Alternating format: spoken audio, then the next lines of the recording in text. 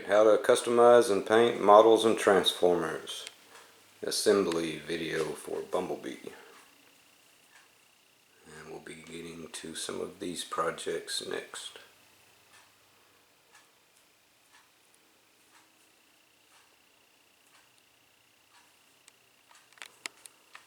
I'll just put a few out for motivation and to do some touch-ups I never did on crosshairs. Get to that. Human Alliance Bumblebee I did years ago. I got him out for a reason too. I'm going to talk about the wheels. There's been some controversy on the Dark of the Moon set of wheels on that version of Bumblebee. Alright, let's go over the parts that I have ready, which is almost all of them. There's the assembled leg we've had for a while. I added some more detail. And after carefully looking at it, and this exhaust just looking awful to me, I started doing some size comparisons in my head, and that exhaust is almost as big as the license plate, so that's not realistic at all.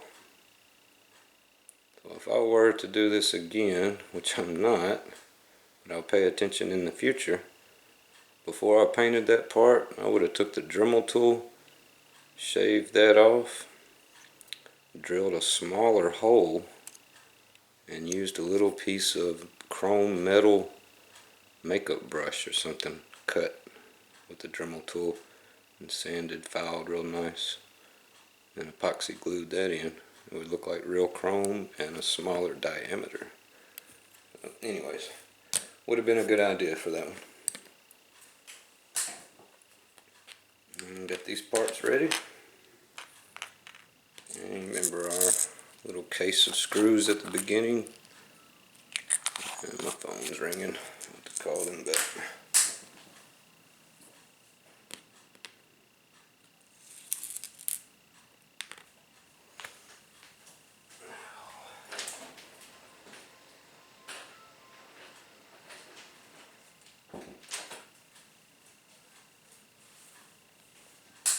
Alright, had to make sure it wasn't somebody I was waiting on.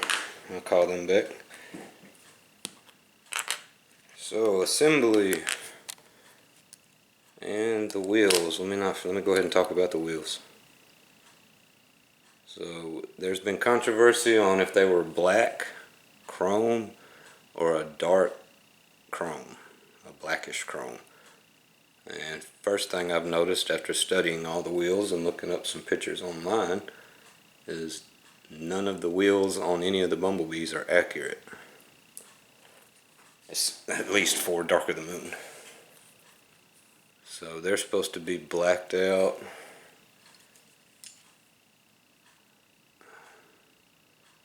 Around the edges here. And then just the face is a silverish, not even chrome, but like a silver. And they're not even supposed to have this indentation here. So that's supposed to be smooth. And then it has an indentation on each side of the smooth area with the blacked out little pie shape in between each one. So I'm going to attempt that somewhat on this, most likely at the end. We'll black all the wheel out and then carefully paint the face of each spoke silver. And once I get this together as a complete car, like this, I'll have it transformed into car mode and not quite snap together all the way. Kind of like that one is. It's not pushed all the way in. And then what that'll allow me to do, I haven't done it on this one, is go over wet sand the whole car and give it one last good clear coat like you're doing a model. That way you can really lay it on even and car mode. And then once that's done, these plastic wheels look so cheap. I'll do flat black on the tire and then dry brush a light gray shade on the edges to give them kind of a rough, rubbery look. So they're done on Bumblebee here. Slightly. I tend to do them a little heavier nowadays. It shows up on camera more.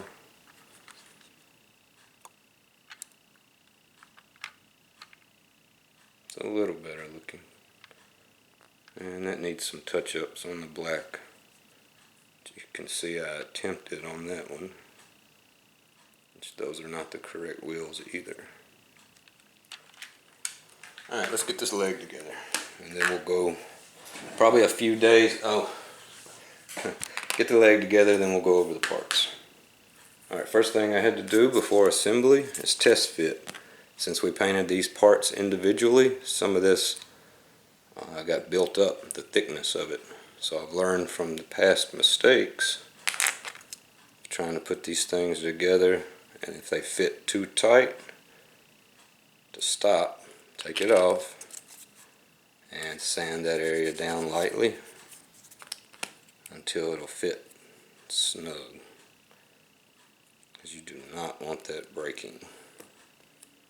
Alright, so there's that part.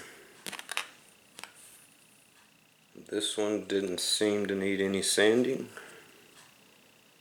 so I'm gonna run with it.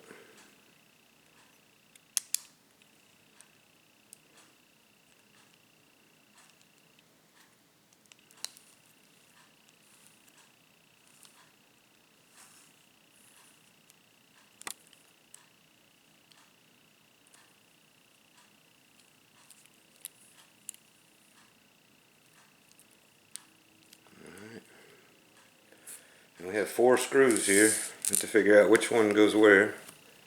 Worst case, we could take a screw out of here and make sure it's the right one to go in the right spot. I'm not doing all that. I know we have 2 long ones, which we have 2 long studs here. And one of them's tapered and one of them's a panhead.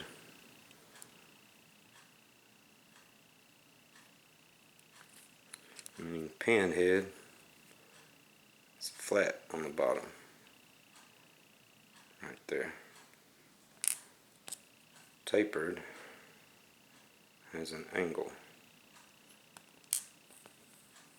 And I have a little tiny screw here, which I already know it goes in that location. So let me start it.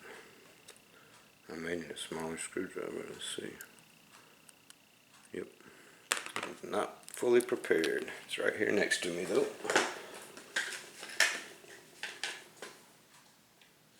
It might be that little funny one I had to use a flathead to get out all weird. Let's see if this will work.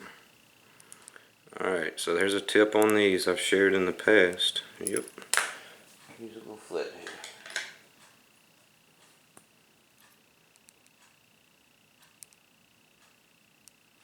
Goes right in there.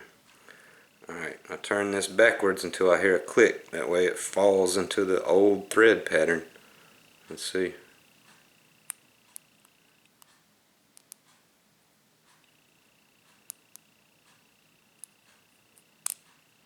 It's hard with this flathead.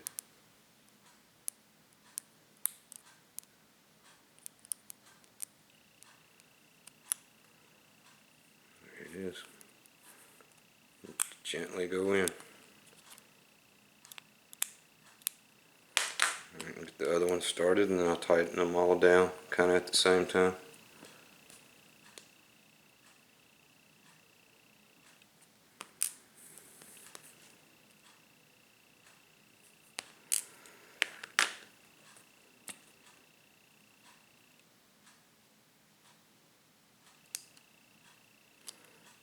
And there's the tapered one. You can tell by the flat top of it. So it goes on the outside here.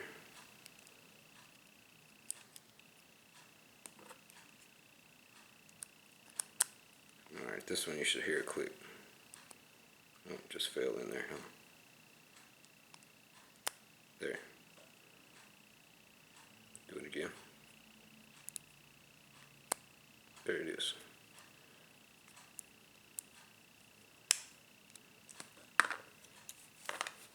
my other hand.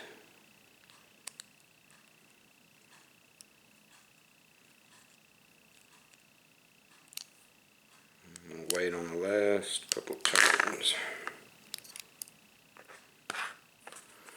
Alright, now we have two panhead screws, a short one and a long one.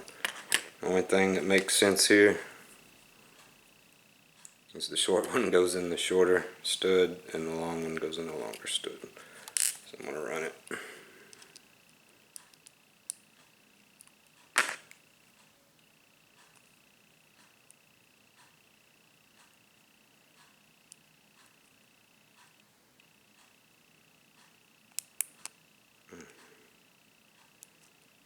This one's a little harder. There it is.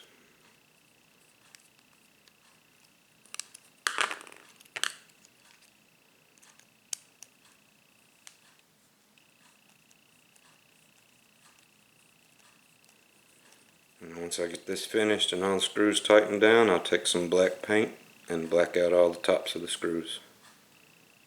I do that almost all the time now.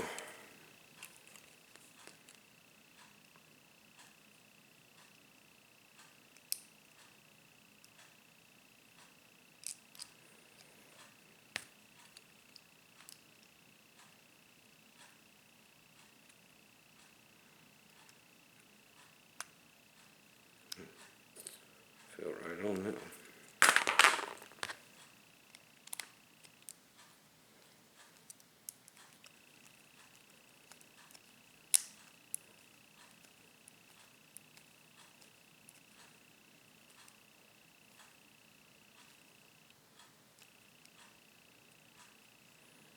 So if you don't fall on the old threads, of course it's going to be hard to screw in, and then it's going to swell up the stud inside of where the screw's going, and then it's going to make that joint even tighter, and you still may chance breaking something.